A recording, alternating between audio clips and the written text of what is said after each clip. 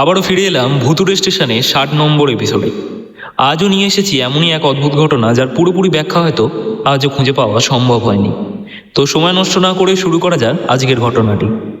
আজকের ঘটনাটি ঘটেছিল আমাদের পাড়ার বিল্টু কাকার ছেলের সঙ্গে। ও আমার থেকে প্রায় 3 বছরের জুনিয়র। আমার সঙ্গে ওর বেশ ভালোই পরিচিত রয়েছে। ছেলেটা এমনিতে বেশ সাহসী প্রকৃতি, এনসিসি করে, নিয়মিত জিম করে, শারীরিকভাবেও বেশ শক্তপোক্ত। তাই সাধারণভাবে ছোটোখাটো ব্যাপার ওকে ভয় পেতে খুব একটা দেখা যায় না। কিন্তু সেদিনের ঘটনাটা ছিল একটু অন্যরকম।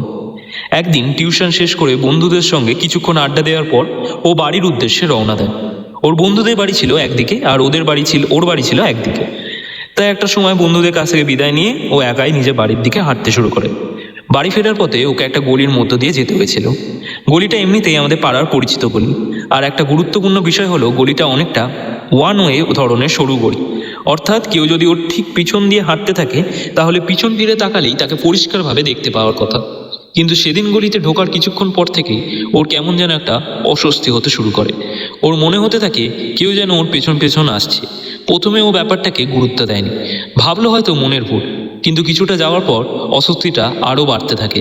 শেষ পর্যন্ত পিছনে ফিরে তাকালো, কেউ নেই, গলিটা একেবারে ফাঁকা। ও আবার হাঁটতে শুরু করলো। কিছুক্ষণ পর আবার সেই একই অনুভূতি, কেউ যেন ওকে অনুসরণ করছে। আবার পিছনে ফিরে তাকালো, কিন্তু এবারও কাউকে দেখা গেল না। ও তখন নিজেকেই বোঝাতে লাগলো হয়তো মনের ভুল হচ্ছে, এত রাতে একা হাঁটছি বলেই হয়তো এমন মনে হচ্ছে। কিন্তু অদ্ভুত ব্যাপার হলো, যতই ও নিজেকে বোঝানোর চেষ্টা করছিল ততই সেই অনুভূতিটা যেন আরও স্পষ্ট হয়ে উঠছিল। আর এমনিতে ভীতু ছেলে সে নয়, এনসিসি করে, জিম করে, শারীরচর্চা করে, একজন সাহসী ছেলে বলেই বলা হয়। তাই ও নিজে বুঝতে পারছিল না এমন একটা অদ্ভুত ভয় বা অস্বস্তি কেন তাকে গ্রাস করছে। তারপর হঠাৎ হাঁটতে হাঁটতে ওর মনে হলো কেউ যেন একেবারে ওর পিছনে এসে দাঁড়িয়েছে। আর ঠিক সেই মুহূর্তেই ও অনুভব করলো ওর ঘাড়ের কাছে, পিঠের খুব কাছ থেকে যেন কেউ গরম নিঃশ্বাস ফেললো। এক মুহূর্তের জন্য ওর শরীর শিউরে উঠল। এবার আর পিছনে ফিরে দেখার সাহস হলো না। যে ছেলেটা সাধারণত কিছু ভয় পায় না, সেই ছেলেটাই এবার আর এক মুহূর্ত সেখানে দাঁড়ালো না। প্রায় ছুটতে ছুটতে বাড়ির দিকে চলে গেল। বাড়ি পৌঁছে হাঁপাতে হাঁপাতে ও বাবা মাকে পুরো ঘটনাটা খুলে বলল। ওর মা ওকে শান্ত করার চেষ্টা বললেন এত ভয় পাস না, মাথায় একটু গঙ্গা জল দিয়ে নে, সব ঠিক হয়ে যাবে। মায়ের কথা মতো ও মাথায় গঙ্গা জল দিল। ধীরে ধীরে ও স্বাভাবিক হয়ে গেল। কিন্তু এই ঘটনাটা সেখানেই শেষ হয় না। কিছুদিন পর ও নিজেই আমাকে পুরো ঘটনাটা বলেছিল।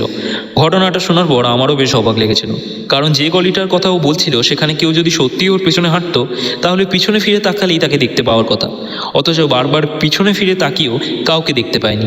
তাহলে প্রশ্নটা থেকেই যায়, সেদিন আসলে কে ওকে অনুসরণ করেছিল? কেনই বা বারবার ওর মনে হচ্ছিল যে কেউ তার পেছনে হাঁটছে? আর সবচেয়ে বড় কথা, ওর ঘাড়ের কাছে সেই গরম নিঃশ্বাসের অনুভূতিটাই বা কিসের ছিল? সত্যিই কি সেখানে কেউ ছিল যাকে ও চোখে দেখতে পায়নি? নাকি পুরো ঘটনাটাই ঘটেছিল অন্ধকারময় একাকিত্ব আর ভয়ের কারণে? আজও এর নিশ্চিত উত্তর আমাদের কাছে নেই। তবে ঘটনাটা শোনার পর থেকে ওই গলিটা দিয়ে রাতে একা হাঁটার সময় একটা প্রশ্ন কিন্তু মাথায় আসবেই। আপনার পেছনে যদি কেউ থাকে, আপনি কি তাকে দেখতে পাবেন? নাকি কখনো কখনো কেউ থাকে কিন্তু তাকে দেখা যায় না? এমন আরও সত্য ঘটনা, অদ্ভুত অভিজ্ঞতা আর গা চমচমে গল্প শুনতে সঙ্গে থাকুন ভুতুড়ে স্টেশনের সঙ্গে। আমি অঙ্কন, আবার দেখা হবে পরের এপিসোডে। ততক্ষণ পর্যন্ত সাবধানে থাকুন আর রাতের অন্ধকারে গলিতে পিছনে ফিরে তাকাতে ভুলবেন না।